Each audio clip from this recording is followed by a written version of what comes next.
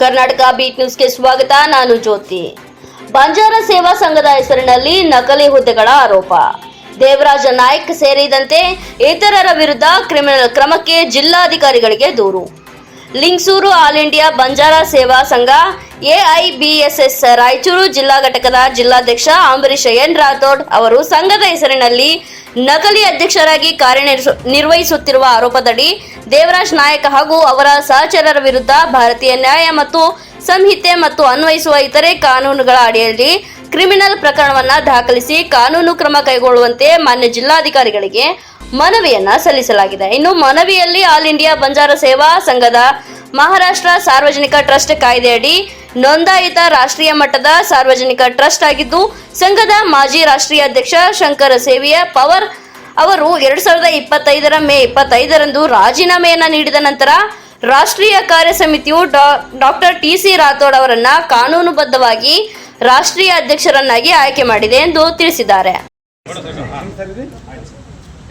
All India Banjara ಸೇವಾ ಸಂಘದ ರಾಜ್ಯಾಧ್ಯಕ್ಷರು ಮತ್ತು ಜಿಲ್ಲಾಧ್ಯಕ್ಷರು ಅಂಬರೀಶ್ ಎನ್ ರಾಥೋಡ್ ಅವರು ತಮ್ಮ ಸಂಘದ ಪದಾಧಿಕಾರಿಗಳೊಂದಿಗೆ ಬಂದು ಮಾನ್ಯ ಎಸ್ ಪಿ ಸಾಹೇಬರಿಗೆ ಖುಲಾಸೆ ಮಾಡಿರ್ತಕ್ಕಂಥ ಅರ್ಜಿಯನ್ನು ನಾವು ಸ್ವೀಕಾರ ಮಾಡಿದ್ದೀವಿ.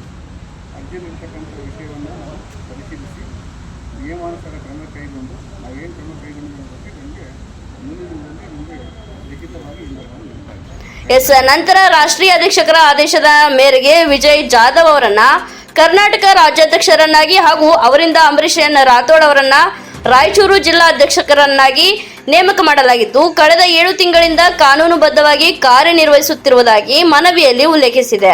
ಆದರೆ ಯಾವುದೇ ಕಾನೂನುಬದ್ಧ ಅಧಿಕಾರವಿಲ್ಲದ ಶಂಕರ್ ಸೇವೆಯ ಪವರ್ ಅವರು ಸಂಘದ ಹೆಸರು, ಲೋಗೋ ಹಾಗೂ ಲೆಟರ್ ಪ್ಯಾಡ್ಗಳನ್ನು ದುರುಪಯೋಗಪಡಿಸಿಕೊಂಡು ನಕಲಿ ನೇಮಕಾತಿ ಆದೇಶವನ್ನು ಹೊರಡಿಸುತ್ತಿದ್ದು, ಅದರ ಆಧಾರದ ಮೇಲೆ ದೇವರಾಜ್ ನಾಯಕ್ ಅವರನ್ನ ಕರ್ನಾಟಕ ರಾಜ್ಯಾಧ್ಯಕ್ಷರನ್ನಾಗಿ ಘೋಷಿಸಲಾಗಿದೆ ಎಂದು ಆರೋಪಿಸಲಾಗಿದೆ.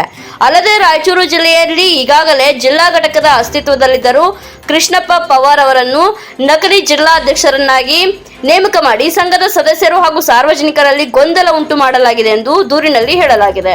ಇನ್ನು ಈ ಕುರಿತು ಸಂಘದ ಅಧ್ಯಕ್ಷರು, ರಾಷ್ಟ್ರೀಯ ಕಾರ್ಯಾಧ್ಯಕ್ಷರು ಹಾಗೂ ರಾಜ್ಯಾಧ್ಯಕ್ಷರು ಹಲವು ಬಾರಿ ಕಾನೂನು ನೋಟಿಸು ಹಾಗೂ ಎಚ್ಚರಿಕೆ ಪತ್ರಗಳನ್ನು ನೀಡಿದ್ದರೂ ದೇವರಾಜ್ ನಾಯಕ್ ಹಾಗೂ ಸಂಬಂಧಪಟ್ಟವರು ಅನಧಿಕೃತ ಚಟುವಟಿಕೆಗಳನ್ನು ಮುಂದುವರಿಸುತ್ತಿದ್ದಾರೆ ಎಂದು ಅಂಬರೀಶ್ ರಾಥೋಡ್ ಆರೋಪಿಸಿದ್ದಾರೆ. ಇನ್ನು ಹೀಗಾಗಿ ದೇವರಾಜ್ ನಾಯಕ್, ಕೃಷ್ಣಪ್ಪ ಪವಾರ್ ಹಾಗೂ ಈ ಕೃತ್ಯದಲ್ಲಿ ಭಾಗಿಯಾಗಿರುವ ಇತರರ ವಿರುದ್ಧ ಭಾರತೀಯ ನ್ಯಾಯ ಸಂಹಿತೆ ಹಾಗೂ ಅನ್ವಯಿಸುವ ಇತರೆ ಕಾನೂನುಗಳ ಅಡಿ ಪ್ರಕರಣವನ್ನು ದಾಖಲಿಸಿ ಸಮಗ್ರ ತನಿಖೆ ನಡೆಸಿ ಕಟ್ಟುನಿಟ್ಟಿನ ಕಾನೂನು ಕ್ರಮ ಕೈಗೊಳ್ಳುವಂತೆ ಜಿಲ್ಲಾಡಳಿತಕ್ಕೆ ಮನವಿಯನ್ನ ಸಲ್ಲಿಸಿದರು. ಕ್ಷಣ ಕ್ಷಣದ ಸುದ್ದಿಗಾಗಿ ನೋಡ್ತಾ ಇರಿ ಕರ್ನಾಟಕ ಬೀಟ್ ನ್ಯೂಸ್.